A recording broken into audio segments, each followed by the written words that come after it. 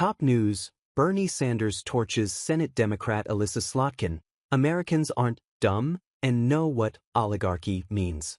Bernie Sanders fired back at criticism for using the word oligarchy as he defended his approach to rallying voters and the Democratic base to respond to the DOGE-ification of the federal government. His remarks on Sunday came after Michigan's newly elected Democratic Senator Elissa Slotkin told Politico that she thinks her party should stop using the term. The American people are not as dumb as Ms. Slotkin thinks they are, an unusually pointed Sanders told NBC's Meet the Press on Sunday.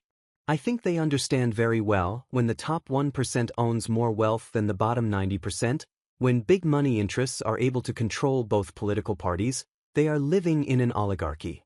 Slotkin, who spoke with Politico last week, urged her fellow party members to stop using the term oligarch, a word she herself has used to describe Russian billionaire allies of Vladimir Putin on X.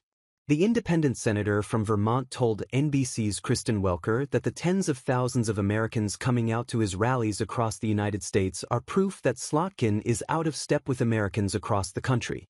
We had 36,000 people out in Los Angeles, 34,000 people in Colorado. We had 30,000 people in Folsom, California, Sanders said. These are precisely the issues that have got to be talked about. Are you living in a democracy when Elon Musk can spend $270 million to elect Trump and then becomes the most important person in government, he added. Or where AIPAC and other super PACs have enormous power over Democratic candidates? Joining Sanders on his appropriately named Fighting Oligarchy tour is New York Representative Alexandria Ocasio-Cortez, one of the party's youngest stars in Congress and a favorite to seek higher office in the coming cycles.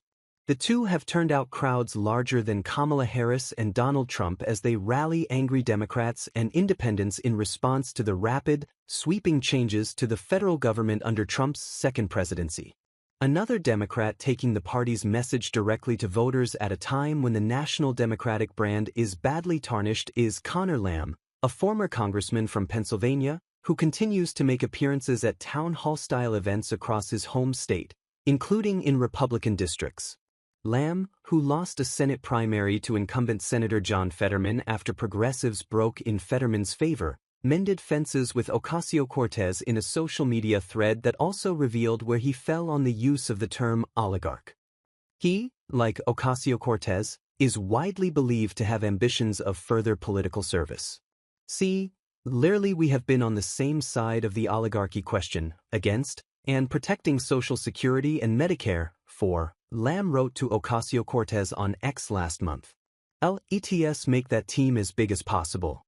Good luck on the road.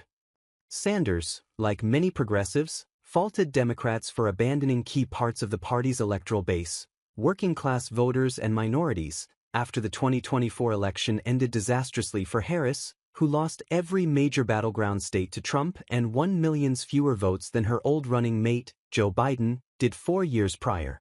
During the campaign, Harris eschewed public support for policy items supported by many on the left, including raising the minimum wage or ending U.S. military support for the Israeli siege of Gaza, and instead campaigned with former Republican Representative Liz Cheney and vowed that her presidency would be a continuation of Biden's first term.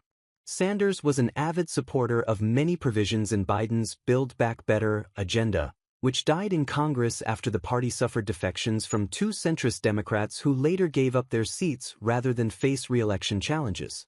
The Independent is the world's most free-thinking news brand, providing global news, commentary, and analysis for the independently minded.